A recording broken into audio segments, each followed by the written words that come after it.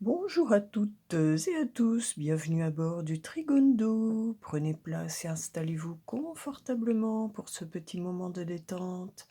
Nos hôtesses bienveillance et bonne humeur vous accompagnent durant ce voyage hors du temps dans les étoiles. L'ensemble de l'équipage souhaite aujourd'hui une très bonne fête à tous les Cyrils, les Cyrielles, en référence à saint Cyril d'Alexandrie, père et docteur de l'Église qui partit en 444. Nous fêtons également aujourd'hui les Ferdinand, prénom masculin d'étymologie germanique. Frido qui veut dire paix et Nantes qui veut dire courageux. Quel beau prénom! Également les Fernand et Fernando, Fernande, voici pour nos racines. Allez hop, paré au décollage, allons voir le ciel et les étoiles. Le ciel aujourd'hui est d'une lumière contrastée, presque orageuse, cela sent la pluie à venir. Notre beau soleil est en Cancer, signe de la lune, de l'inconscient, du yin, de la mer, MER, de la mer, MERE, car signe de la gestation par excellence, de l'imaginaire, de la fécondité, du foyer, de la famille. Le Cancer est un des signes des plus sensibles du zodiaque. Ils sont souvent clairvoyants, voire même médiums. Ce sont des antennes et des véritables éponges. Aussi, il est nécessaire pour eux d'être bien environnés, bien entourés, que ce soit au niveau des personnes ou de leur lieu de vie, parce qu'ils s'imprègnent totalement de leur entourage. Notre belle lune, déjà bien présente en esprit avec ce soleil en Cancer, est-elle en Gémeaux aujourd'hui, tout comme Mercure et Vénus d'ailleurs. Ce signe est donc également très présent dans les énergies du jour. La lune en Gémeaux nous donne un esprit très plastique, bohème, un peu caméléon. Vénus en Gémeaux, elle, c'est l'esprit du flirt, léger, des aventures. Mercure, quant à lui, en Gémeaux, nous apporte une intelligence vive et l'habileté. Mars et Jupiter sont toujours en Bélier, nous apportant un regain d'énergie pour accomplir nos projets. Uranus en Taureau nous demande toujours d'apporter des changements dans nos rapports avec la Terre et tout ce qui la concerne. L'écologie, la nature, l'alimentation, les animaux. Notre nature, notre mer également. Neptune en Poisson est 100% Neptune. 100% énergie de l'eau, principe d'extensivité, d'étalement, de dissolution, de dilatation, d'une plasticité psychique exceptionnelle. Poursuivons maintenant notre voyage dans l'univers avec la science des nombres et le petit message aux anges. Aujourd'hui, nous sommes donc le lundi 27 juin 2022, nous sommes dans la vibration du nombre 75. Eh bien, tout d'abord, moi j'y vois une bénédiction de vie ou une vie qui bénit. En sous-tension, nous avons le 12, cela signifie peut-être un changement total de point de vue, mais aussi un attachement profond à ses racines ou au contraire un total lâcher-prise. Cela peut évoquer également un état très spirituel, très intuitif. Le 12 nous parle également de révélation. Il se peut qu'aujourd'hui, donc, votre expérience de vie, peut-être d'ailleurs davantage concernant vos activités, votre vie professionnelle. Avec ce 75, on peut parler de vie professionnelle. Donc, il se peut que vos activités vous apportent une révélation aujourd'hui. Allons demander aux anges ce qu'ils en pensent. Eh bien, les anges nous disent ceci. Pour que vos intentions se manifestent, vous devez être prêt à accueillir l'énergie du changement. De nouveaux commencements sont imminents. Donc voilà, on nous parle de changement, de commencement imminent. De commencement d'ailleurs. C'est plus nuancé que changement. C'est-à-dire quelque chose qu'on ne connaît pas encore, de nouvelles choses, vraiment. Nous avions ce message de changement la semaine dernière, je sais plus, c'est en fin de semaine, c'était jeudi ou vendredi déjà. allons voir, poursuivons notre petit voyage et allons voir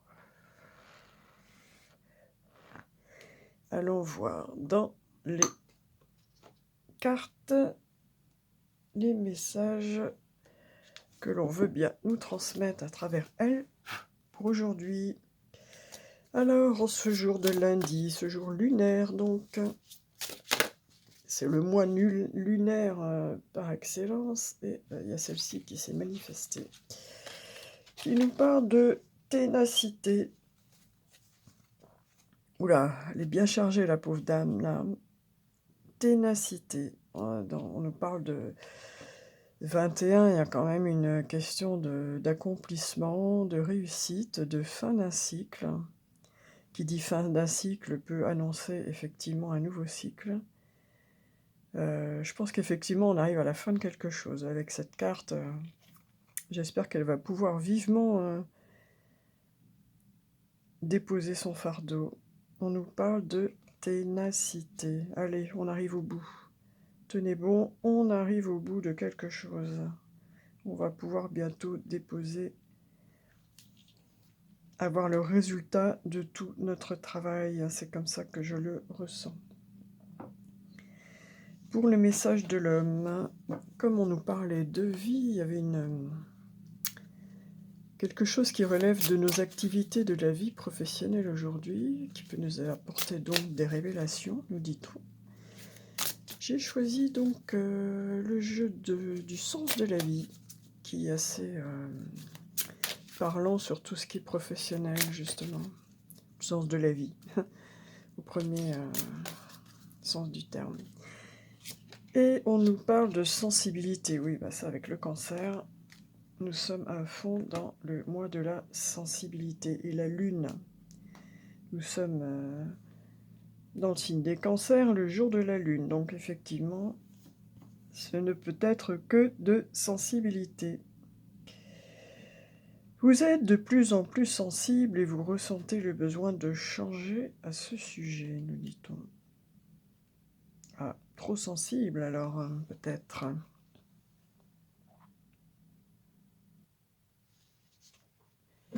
Donc, vous êtes de plus en plus sensible et vous ressentez le besoin de changer à ce sujet.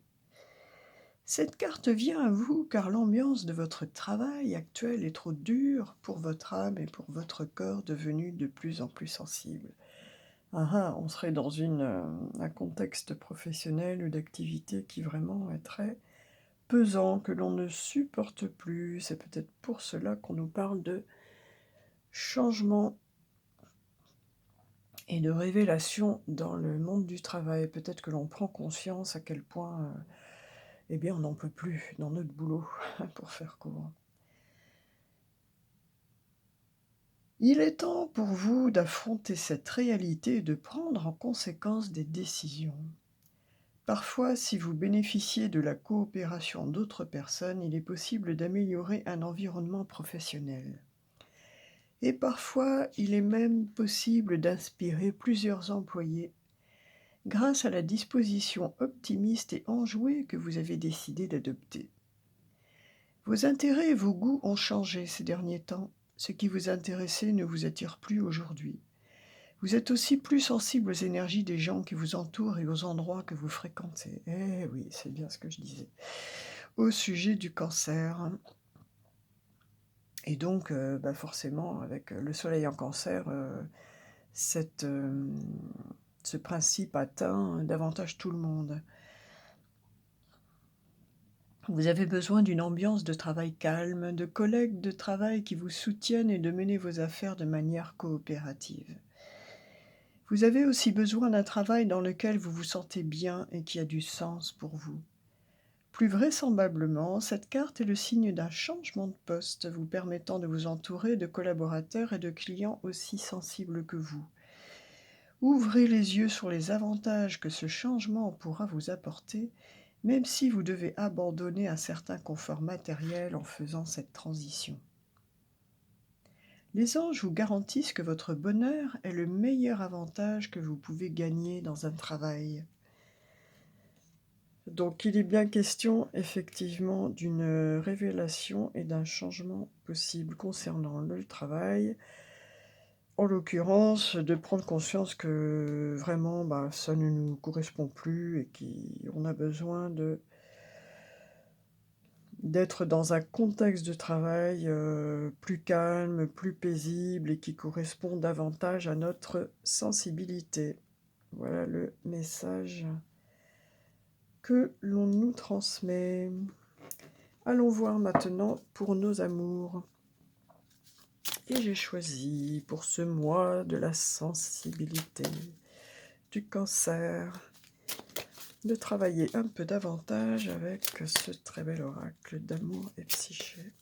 Et ce sera celle-là, qui nous parle de jalousie et de possessivité. Eh oui, le Cancer étant un animal très sensible et très imaginaire aussi, c'est quelqu'un qui souvent a un esprit assez enfantin. Et il peut manquer énormément de confiance en lui.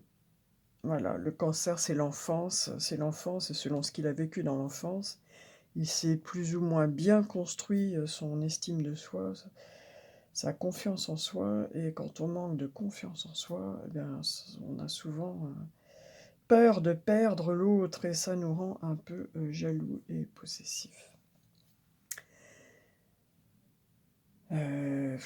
Que dire d'autre?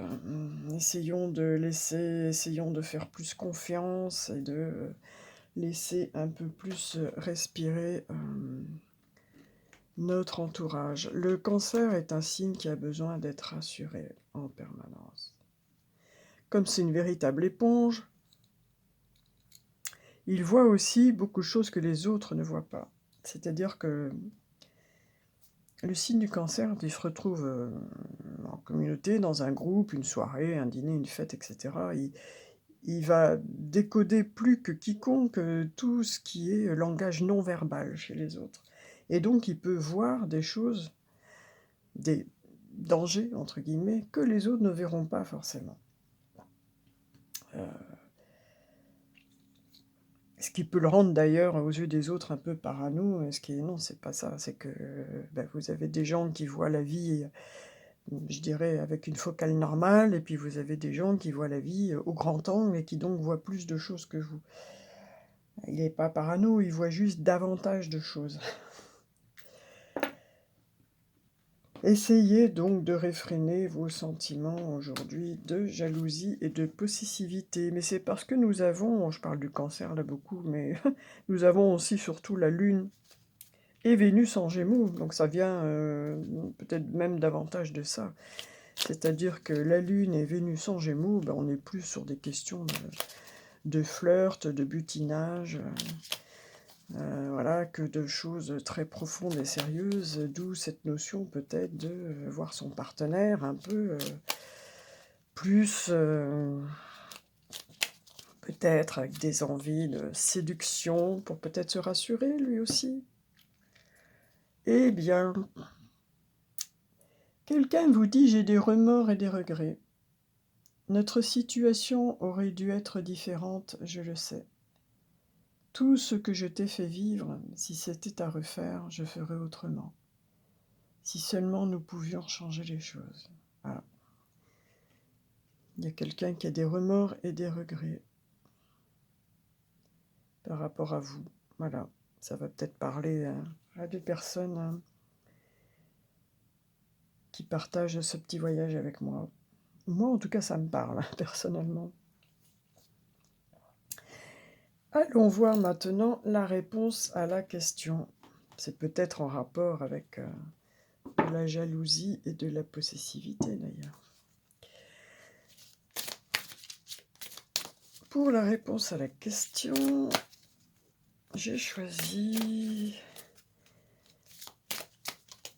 de demander à nos amis les licornes. J'adore les licornes. Et on nous parle de vie antérieure. Tiens. Non, je m'attendais un peu à tout sauf à ça. Alors, vie antérieure.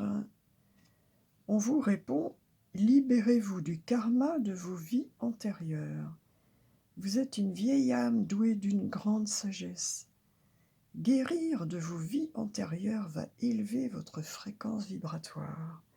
Ah, donc il y a certains parmi nous qui auraient besoin d'aller travailler un petit peu au niveau des vies antérieures.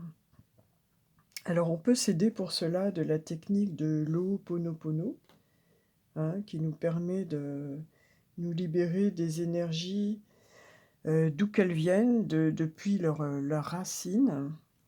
Donc je vous invite à aller un petit peu explorer cette méthode, cette technique, qui peut nous aider à nous libérer donc des énergies que nous traînons depuis plusieurs vies et qui peuvent être effectivement source de blocage dans celle-ci.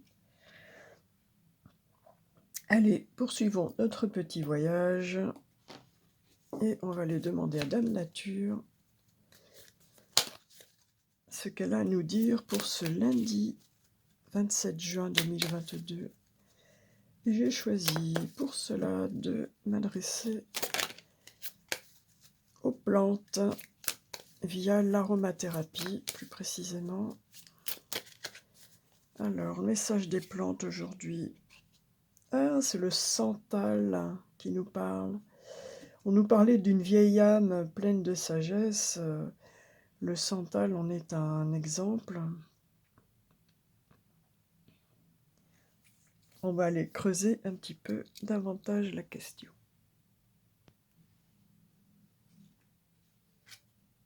Alors, moi, quand je pense au santal, surtout en aromathérapie, qui nous parle d'intégration, c'est une... alors, le bois de santal, moi, ça me fait penser aussi à l'encens, à la myrrhe, à ce groupe d'essences, là. Intégration, ça peut dire aussi,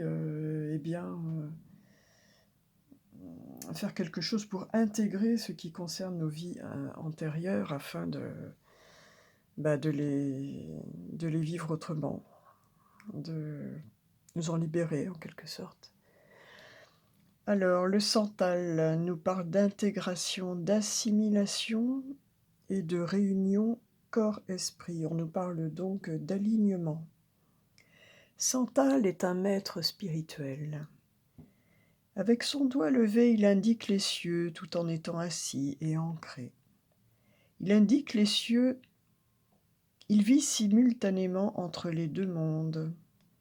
Le monde terrestre et le monde spirituel. Tel l'arbre solidement enraciné dans le sol et dont les branches touchent le ciel, il vit dans la pleine présence, la pleine conscience de son être et de l'univers qui l'entoure, l'un étant l'autre tout à la fois.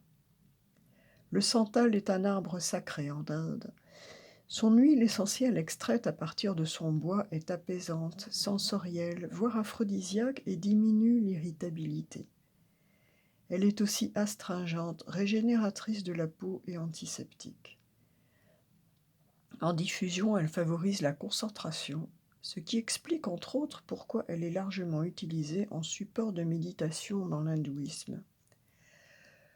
Pouvons-nous parler d'intégration tant qu'il n'y a pas intégration des cœurs et des esprits? Santal a beaucoup à nous enseigner. La conscience a ce don exceptionnel de pouvoir être dirigé où nous le désirons et, avec de la pratique, être orienté à la fois vers notre corps, notre véhicule terrestre et les dimensions supérieures. L'intégration se passe aussi sur plusieurs niveaux. Ce peut être l'assimilation d'expériences, on parlait bien d'expériences de vie aujourd'hui, avec ce 75,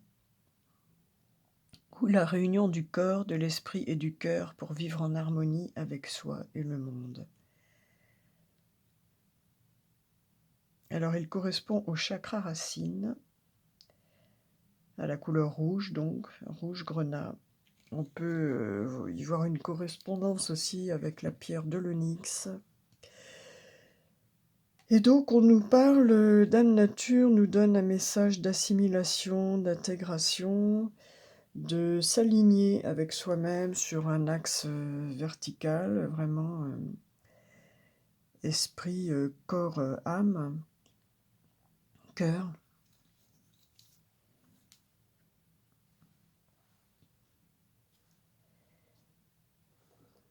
Cela rejoint la notion que l'on avait au départ aussi de prise de conscience, bah, qu'on est dans une activité ou un travail, qui nous correspond plus, quoi. Enfin, c'est surtout j'ai le sentiment que c'est plus le contexte et la façon dont ce travail se fait, l'environnement dans lequel il s'en fait que le travail en lui-même. Et donc on a besoin de se réaligner avec soi-même et de trouver quelque chose qui correspond davantage à notre sensibilité. De nous trouver, un environnement de travail, d'autres personnes des collaborateurs qui nous correspondent davantage ou peut-être, pourquoi pas, se mettre à son compte, tout simplement, pour pouvoir, suivre un rythme, qui nous correspond davantage.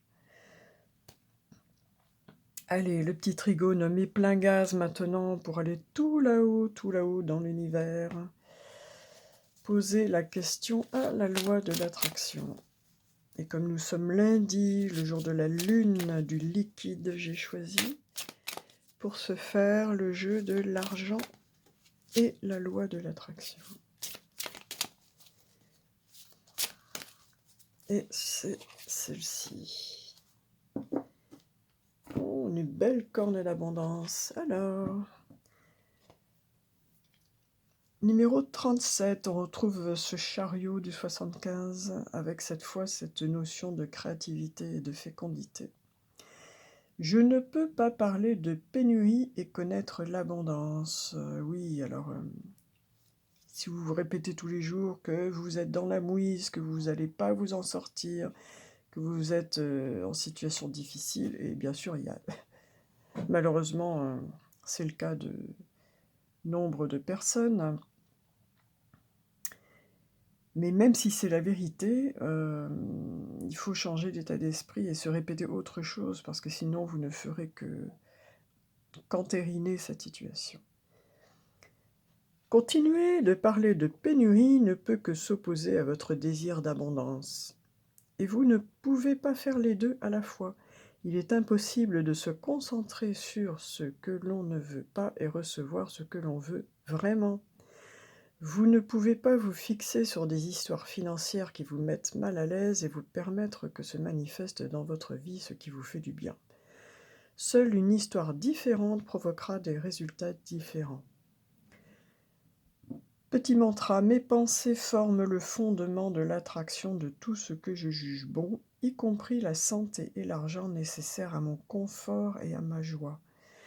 Eh bien, ce message rejoint le premier que nous avons, qui est celui du Santal, qui nous dit de vraiment nous poser la question, d'avoir vraiment une prise de conscience, nous poser la question, qu'est-ce que nous voulons ?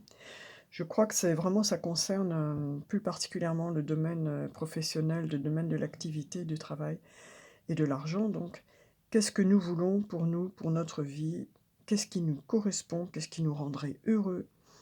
Et vraiment, eh bien, d'apporter des changements dans ce secteur de vie, afin tout simplement d'être plus heureux. Il est maintenant le temps d'atterrir et avant de nous séparer, eh bien, on va prendre un beau message de la maîtrise de l'amour de Don Miguel Ruiz, le père et l'auteur des 4 accords Toltec. Allez, nous allons nous quitter avec une de ces jolies illustrations. J'aime beaucoup et ces jolis messages.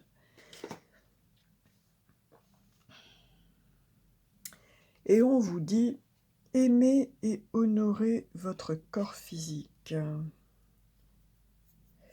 Alors le corps physique, moi je trouve que ça rejoint quand même bien aussi cette histoire de vie matérielle, parce que le corps physique, c'est aussi notre aspect matériel de la vie.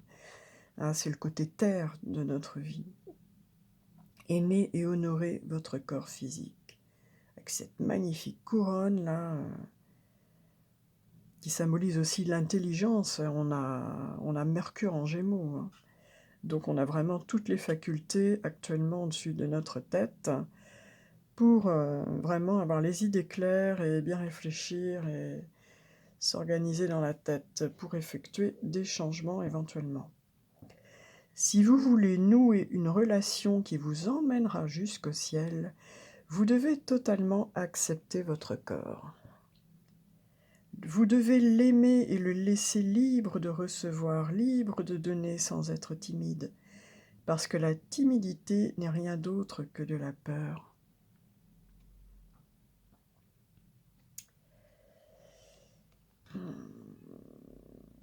Là, ça rejoint un petit peu le message de jalousie et de possibilité qu'on pouvait avoir dans le relationnel, dans le sens où parfois on manque de confiance en soi. Et c'est ce qui nous entraîne malgré nous à avoir